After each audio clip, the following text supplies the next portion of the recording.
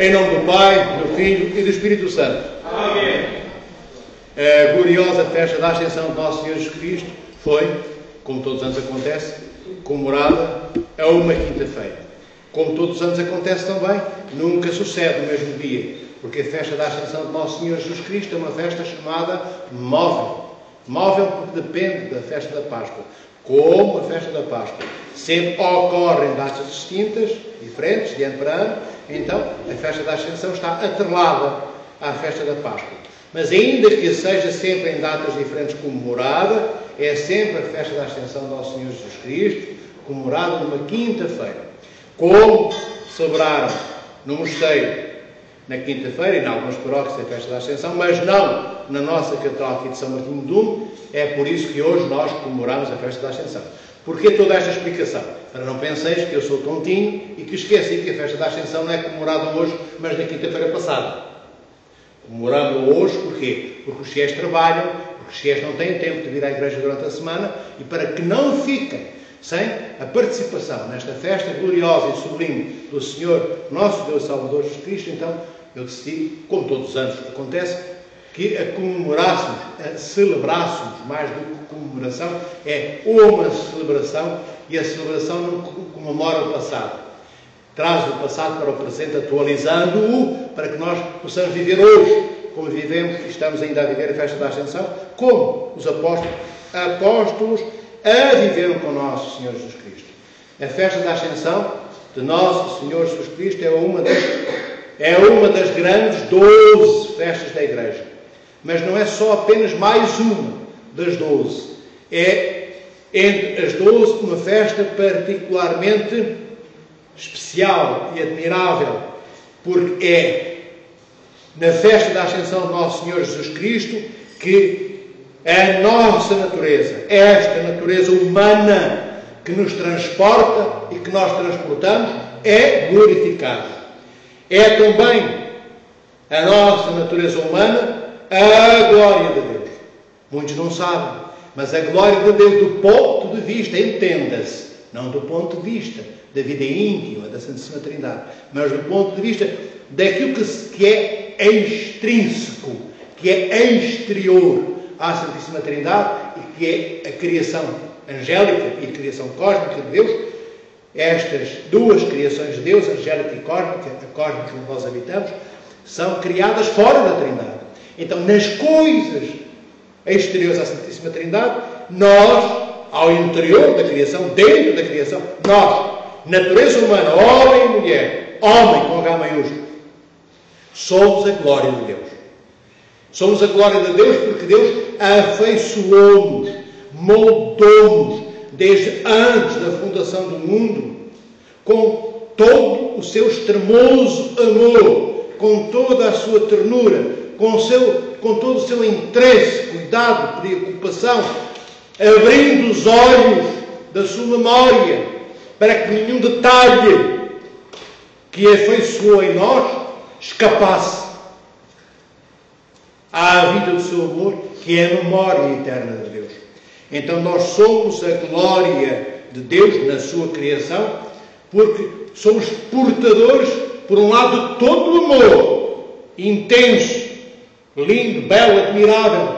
Deus mergulhou-se a Ele próprio quando nos afeiçoou, criou, edificou, construiu e moldou na nossa alma e no nosso corpo. E depois somos a glória de Deus na sua criação, porque somos chamados a ser o que Ele é.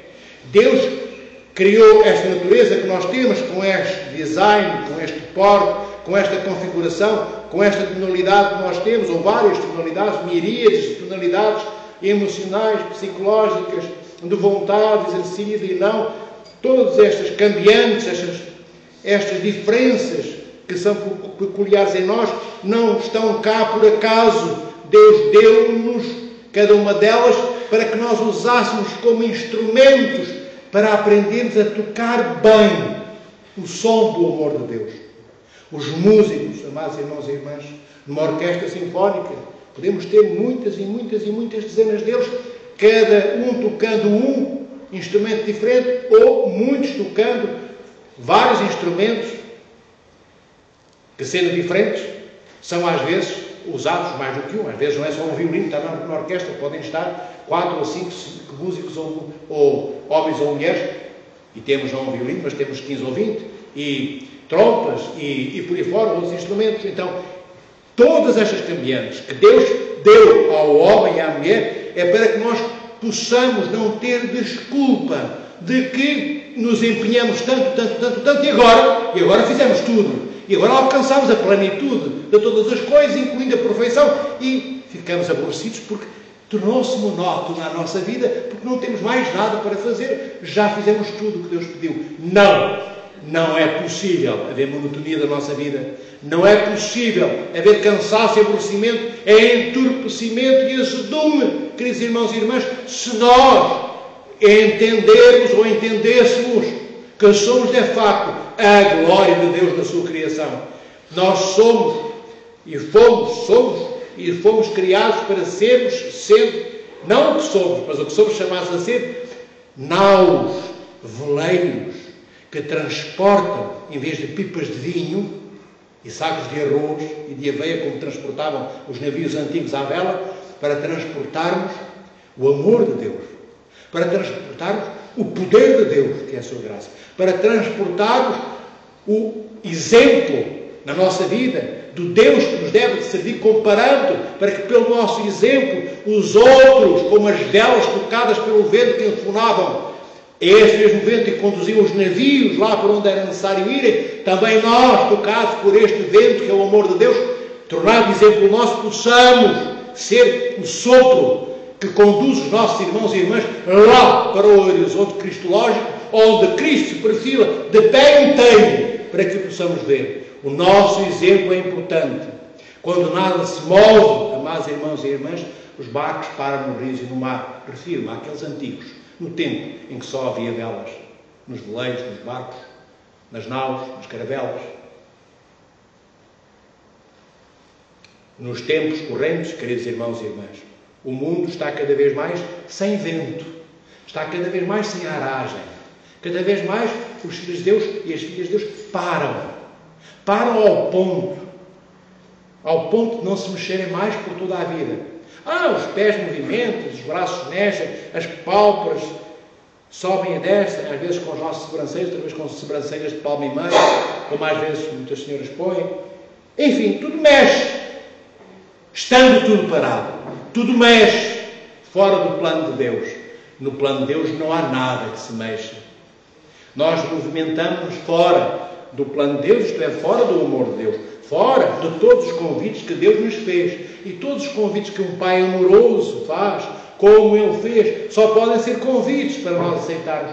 Estes convites foram feitos por aquele pai, relativamente ao qual eu comecei inicialmente neste diálogo convosco, por dizer que nos afeiçoou e moldou com todo o seu cuidado, empenhamento e amor. É este pai que nos convida para sermos o que ele é. Para quê? Para podermos conhecer a sua casa. Porque se ele é nosso pai, nós somos seus filhos. Mas ele quer que nós entremos no reino que é o dele e que é o nosso, conhecendo os cantos à casa. Por isso, mergulhando na festa da Ascensão de hoje, esta gloriosa festa, dá-nos a dimensão, dá-nos o porte daquilo que o nosso corpo será um dia, quando Cristo vier, pela segunda vez, a ressuscitar os mortos e os vivos. Nós teremos este corpo glorioso que os apóstolos veem subir aos céus. O corpo de nosso Senhor Jesus Cristo. Aquele corpo relativamente ao qual aqueles 2 anjos anunciados no Evangelho de hoje perguntam aos apóstolos: mas por que olhais para o céu? Este Senhor que hoje sobe, dizem os anjos, será o mesmo que voltará a descer. Então, este Cristo que hoje sobe aos céus é aquele Cristo, nosso Senhor, que voltará a descer, como eu estava a dizer, antes do juízo final, para julgar, para ressuscitar os mortos e os vivos. Porque só depois da ressurreição de uns e de outros é que haverá julgamento final, porque o reino dos céus não é para fantasmas. O reino dos céus não é para almas, tipo neblina, imateriais, desconfiguradas na sua materialidade. O próprio Senhor Jesus Cristo diz que tem ossos, tem tendões, tem carnes, que não é um fantasma. Cristo na festa de hoje, que no tempo, aconteceu há 2000 anos atrás, no tempo dos relógios, no tempo das horas, no tempo cronológico, mas que atemporalmente acontece para nós hoje, também no tempo, no Kairos, no tempo de Deus.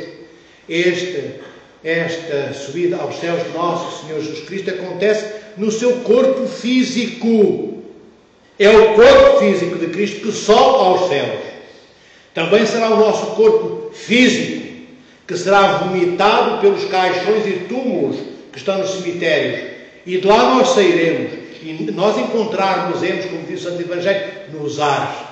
Depois de sair do buraco da terra, cada um de nós, e encontraremos Cristo nos ares, como nos ares desta terra, aqui. Não sei se é 1 metro de altura, se é 100, mas é nos ares, como o Senhor diz. Para quê nos ares? Porquê nos ares e não com o pé no chão? Para termos a certeza que já não estamos presos à densidade material, à força de gravidade desta terra. A força de gravidade não tem mais poder. Somos novos corpos ressuscitados. Novos porque serão gloriosos espirituais, e corpos, de facto, porque serão os nossos. Não é um corpo qualquer que vai ressuscitar. É o meu corpo. Aquele, quando eu estiver no cemitério, é esse, mas cheio de coisas novas. Nenhuma das antigas será destruída. Nenhuma das antigas será enjeitada pelo amor de Deus. Deus não é como nós, que olhamos para os lenços lindos de seda que usámos há 20 anos atrás, e quando os vemos hoje, cheios de buracos, após haverem sido comidos pela traça, os jogamos no chão, ou usamos para limpar a vareta do óleo do carro. Com Deus, não. Com Deus, não.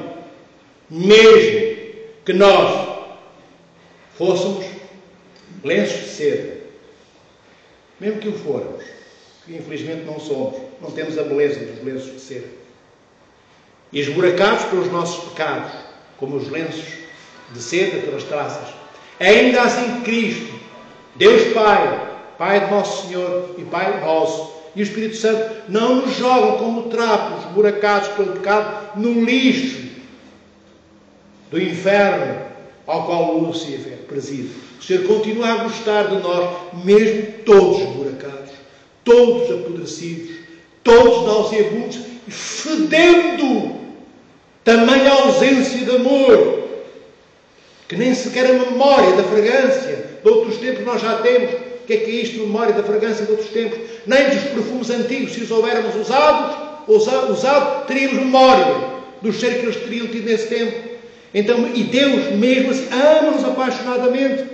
Ele encarna, queridos irmãos e irmãs, Deus, o Verbo, a segunda pessoa da Santa Trindade, Cristo saído do ventre de Maria. Este Senhor que vai para a cruz, que desce ao Hades, depois de morrer, que ressuscita, que anda 40 dias até ao dia de hoje, a sua ascensão com os apóstolos, e sobe aos céus, para se sentar à direita do Pai.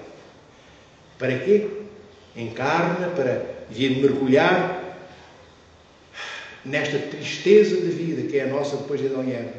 Para que da tristeza nasça, brote uma nova alegria, porque a antiga já morreu. Aquela antiga alegria que Adão vivia e Eva no paraíso, morreu até no esquecimento de todas as gerações que seguiram à sua morte.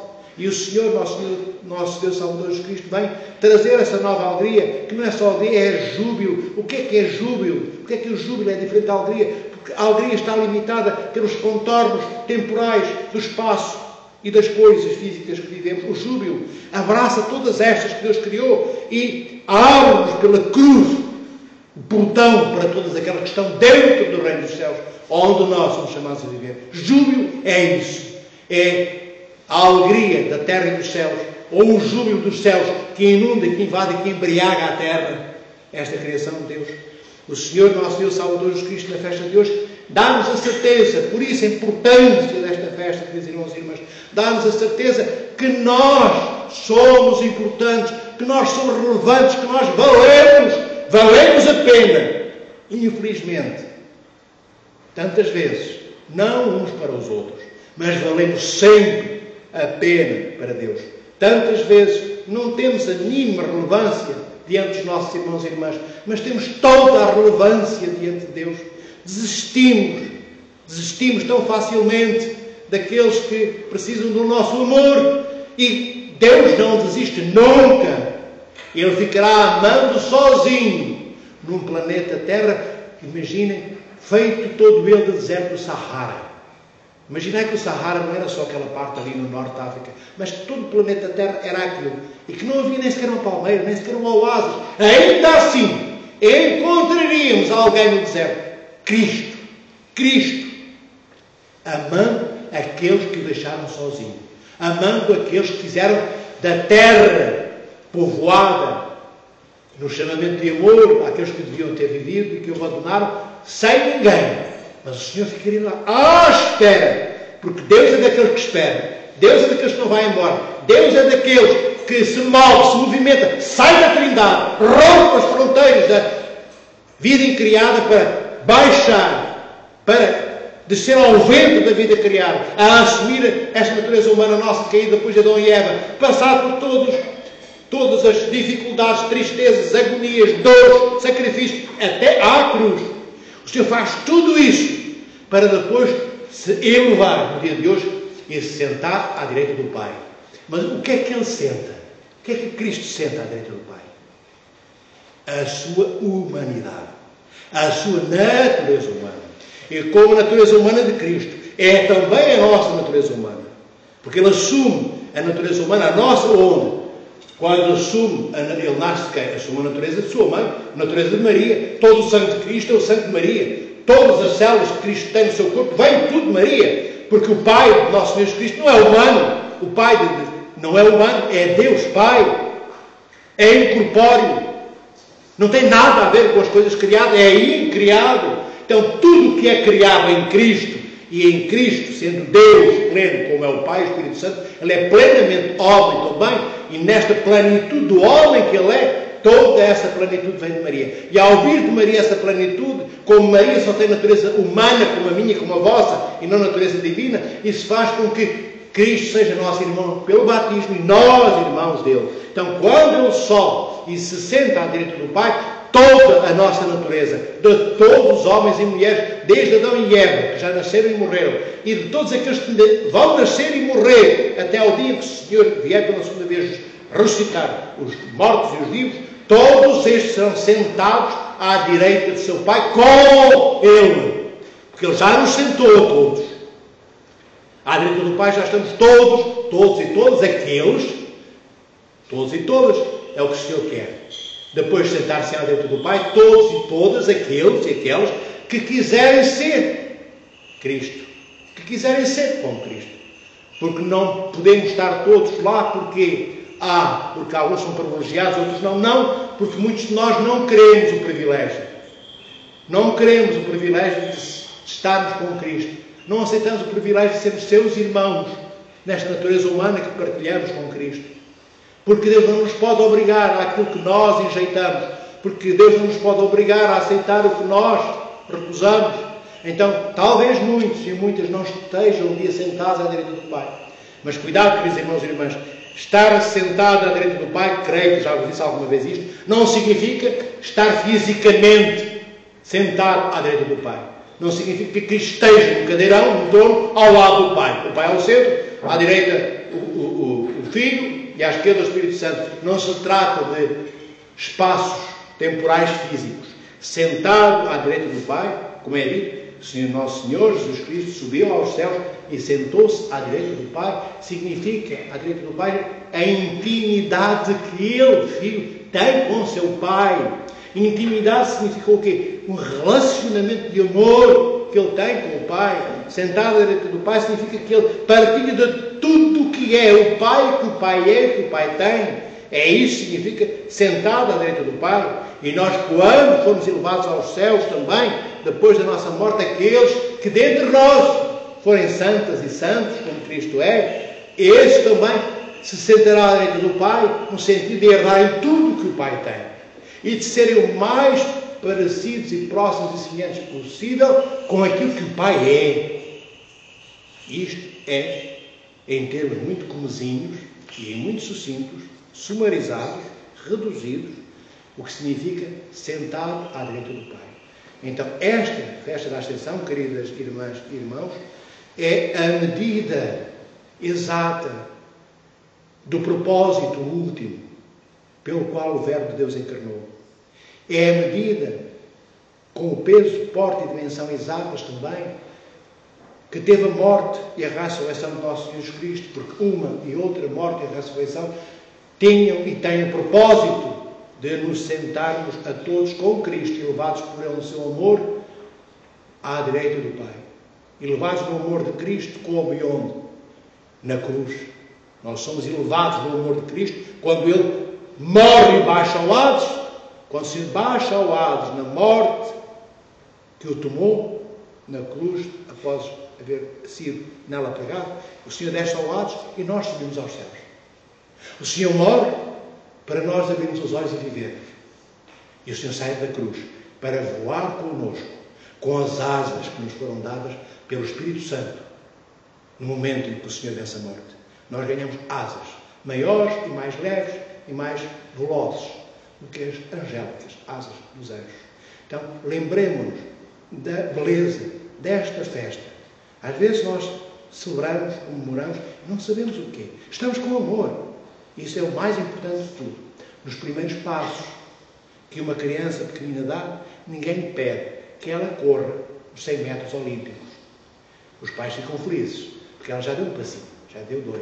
Mas se essa criança com 25 anos continuar só a dar um passinho, 2 passinhos, os pais, certamente, muito antes da criança ter feito 25 anos, porque já é adulta nessa altura, tê-la levado ao pediatra ou a outro médico qualquer, porque não é normal uma criança, entre aspas, adulto, de 25 anos, só dar 2 passinhos como dava uma criança de 1 ano e meio. Entendem? Então, na igreja é importante darmos os primeiros passos, mas não fiquemos a espreguiçar, não é? No segundo passo, contentíssimos, porque já demos 2, não 1, mas nunca mais damos o terceiro.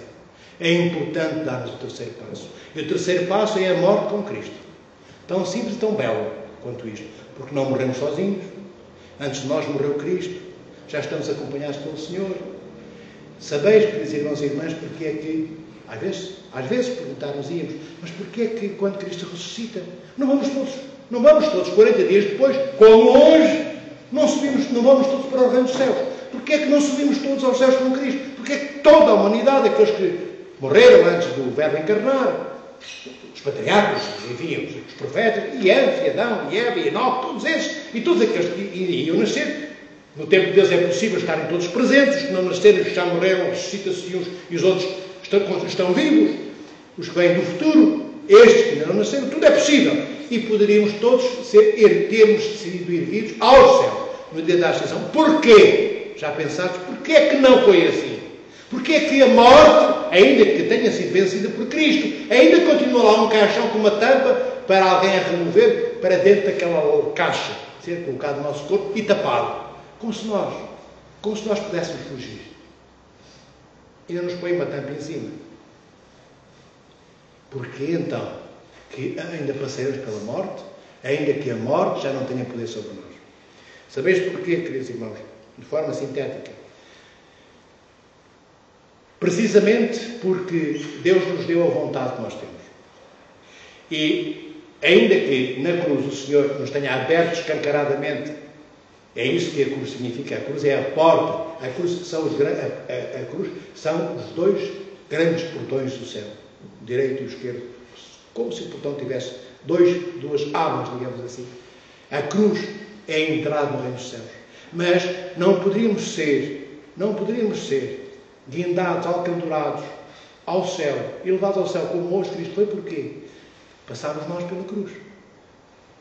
O Senhor foi pensar, subiu aos céus hoje, 40 dias depois do quê? Depois do quê? De ter subido ao Gólgota. Depois do quê? De ter morrido pregado na cruz. Depois do quê?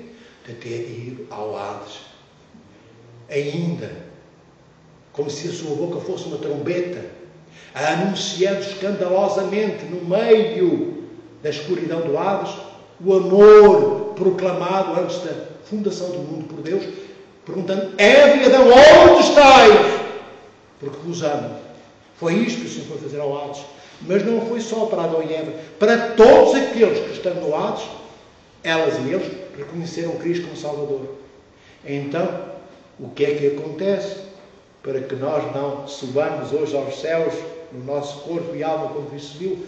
porque não necessitamos ainda da cruz. E, amados irmãos e irmãs, e não tendo feito nada disto que Deus fez, que Cristo fez, isto é, não morremos no Gólgota, não descemos ao Hades, não ressuscitamos, não ainda demos testemunho da boa nova que Cristo nos revelou, então não temos como sermos testemunhas de obediência estrita à Igreja, como Cristo fez ao Pai. Todo este percurso que eu vos narrei é um percurso de obediência milimétrica. E obediência porquê? Porque alguém mandava e alguém tinha que obedecer. Em termos mundanos é assim que nós vemos. Há um que é o poderoso, que é o que manda. E há outro que é o escravo, que é o que obedece. Vemos isto nestes termos. Conseguimos até, nestes conceitos de obediência e de quem convida e de quem pede, contorcer, destorcer e torcer tudo. O Verbo de Deus, nosso Senhor Jesus Cristo, obedece porque é uma necessidade para Ele obedecer. Não é um peso como é para nós. É tão necessário para Cristo obedecer ao Pai como é necessário nós bebermos água ao fim de 8 horas de estar com a cabeça ao sol. Imaginai que ficamos 8 horas, até os lábios estão secos, já nem saliva temos, precisamos urgentemente de água. Cristo necessitava urgentemente deste convite do Pai, porque é na obediência ao Pai que Ele se postula, que Ele se proclama da natureza divina do Pai. É aí que o Senhor é também igual ao Pai, igual ao Espírito Santo. Porque aquilo que o Pai lhe pede é aquilo que Cristo teria pedido a si próprio para fazer. Não é algo que o Pai pede que é estranho a Cristo. Não é um apêndice que o Pai dá. Não é algo que o Pai entrega ao Filho para fazer. Não, é algo que o Pai entrega, entregando-se naquilo que dá ao Filho. O próprio Pai está presente e o Filho vive e aceita o convite do Pai como sendo o seu próprio convite. Então, a obediência é estrita, mas não feita. Esta obediência não realizada por nosso Senhor Jesus Cristo com um ar aborrecido, mas com um ar glorioso. Só não soltou foguetes Cristo Nosso Senhor, nem deu gargalhadas, porque nunca ouvimos. Nem há nenhuma narrativa no Evangelho em que Cristo tenha Cristo ri-se. O Senhor não ri, o Senhor não dá gargalhadas. E porquê? Mas o Senhor chora, porque de facto o amor de Deus, a compaixão de Deus, quando o Senhor encarna, quando o Senhor cresce, quando o Senhor vai até os seus 33 anos, Ele vai vendo na sua natureza humana também como nós somos tão diferentes e estamos tão longe do que Deus é. Então o Senhor chorava por amor de nós, por ver que nós não tínhamos sequer como entender, ainda hoje não temos como entender, porque não queremos, na maioria das vezes, o que Ele nos pede. Ele chorava, o nosso Senhor Jesus Cristo chorou, porque viu que nós tínhamos muita dificuldade em aceitarmos na nossa vida o que o Pai lhe pediu a Ele, Cristo, que aceitasse. Chorou porque viu que se Deus nos pedisse o que lhe pediu, nós teríamos rejeitado a cruz. E chorou mais ainda, nosso Senhor Jesus Cristo, por ver que o Pai não nos pediu essa cruz. Aquela foi só para o seu Filho. Mas nas outras cruzes mais pequeninas que coloca na nossa vida, o Senhor chorou porque viu antes do tempo em que nós haveríamos ser criados, as cruzes da nossa vida que nós rejeitaríamos. Hoje nós, quantas vezes, queridos irmãos e irmãs, rejeitamos tudo que é difícil, sobretudo se Deus estiver na equação. Se há Deus, já não queremos estar presentes. Qualquer coisa é mais interessante do que nós. Umas alpargatas para ir à praia, um sol de verão, um frio de inverno, qualquer coisa é mais importante do que Deus. E Deus é assim tão importante. Vede a importância que o Senhor se dá a Ele próprio. Olha a importância que Deus se dá a Ele próprio quando vai para a cruz. Quem acha que é muito importante, manda um escravo para a cruz. O Senhor não mandou nenhum escravo. O Senhor foi Ele próprio para a cruz. Por amor a nós. Então, vê, Ele é de facto importante, nosso Senhor Jesus Cristo, o Pai, o Filho e o Espírito Santo, porque são puro amor. Deus é de facto importante, sim, porque nos criou e criou todas as coisas, sim. Mas não vamos por aí. Vamos por coisas mais escondidas do olhar como humano. Deus é verdadeiramente importante, queridos irmãos e irmãs, porque o Senhor, antes de nos pedir, seja o que for, Ele já deu tudo. E quando nos pede, Ele não pede tudo o que lhe foi pedido a Ele pelo Pai. Pede, pouco a pouco, vai pedindo gradualmente, para que nós possamos aderir. Para que possamos aderir como confiante, como um pai e uma mãe fazem com o filho. Quando começa a dar os primeiros passos, a criança dá um passo ou dois e senta-se no chão. Porquê? Tem medo de cair. E pouco a pouco o pai fica próximo e a criança confia que, se cambalear, está ao alcance da mão do pai e da mãe. Depois o pai começa a se afastar um pouquinho e a mãe. Para quê? Para que a criança ganhe confiança cada vez mais e comece a andar por si própria. É isto que Deus faz na igreja. Sabe que somos infantes, que somos crianças, que somos meninos e meninas, ainda tenra idade do amor e na vivência e na aceitação do sacrifício que Ele nos põe diante de nós. Mas Ele está lá com a mão estendida, até que nós um dia consigamos andar pelo nosso próprio pé. Queridos irmãos e irmãs, nesse dia nós subiremos aos céus, porque não só andaremos pelo nosso próprio pé, andaremos pelas nossas próprias asas, porque as nossas próprias asas serão assopradas pelo amor de Deus, pelo Espírito Santo. E o mesmo Espírito Santo que eleva Cristo ao céu será o mesmo que nos porá a voar no amor de Deus. Que o Senhor vos proteja, vos guarde, vos abençoe em todos os dias de vossas vidas. Sede santos e santas, como o vosso Pai que está nos céus. Essa